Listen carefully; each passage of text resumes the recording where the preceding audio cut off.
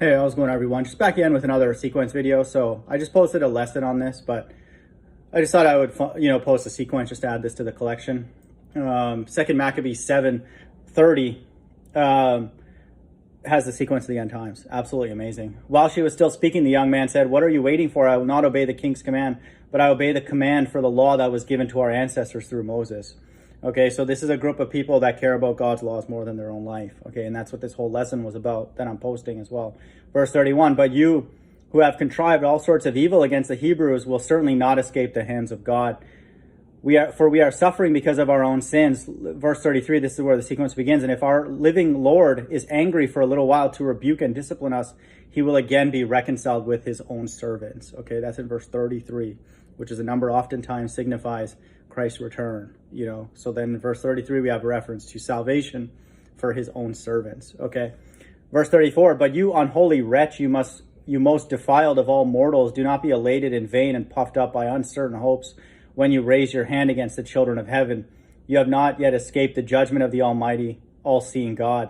For our brothers, after enduring a brief suffering, have drunk of ever-flowing life under God's covenant, but you, by the judgment of God, will receive just punishment for your arrogance." Okay, that's in verse 36. Okay, then it says here, "For our brothers have enduring a brief suffering." Okay, so now this is coded language for the other group of people that have to go through the Great Tribulation, some amount of it because of, their sins. Okay, and so just know that.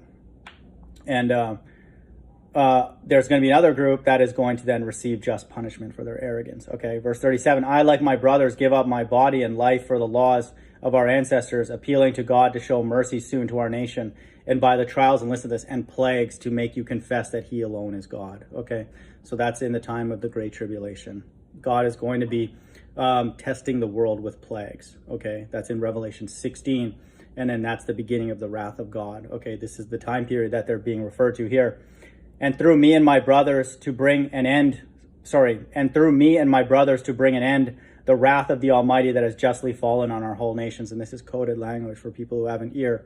"And through me and my brothers to bring an end, the wrath of the Almighty." So this is coded language for Christ returning with his elect. Okay, they're going to be involved in this, like it says here, the end of the wrath of the Almighty, this 30-day period for people to understand the book of Daniel, the 1290 days. Okay, and that's coded language for the elect returning. These 7 men in this second Maccabees are very clearly part of the elect, and so is their mother, because they're righteous. Okay, they're Israelites, they're the chosen, and they behave like this. Okay, and then in verse 39, "The king fell into a rage and handled him worse than the others, being exasperated at his scorn." And then it talks about the mother dying, but in the last days this is going to be flipped. Okay, this is then the king fighting against God, when he returns with his elect. And so this has the sequence of the end times. Okay, salvation, a time of great tribulation, like it says here, plagues and the wrath, Christ returning with his elect, and then a time of battle, between them and the kings, and it's not really a fair fight. They're going to get destroyed. And then the destruction that's happening here is body and soul. It's an everlasting destruction. Okay, hope everyone's doing well. Bye.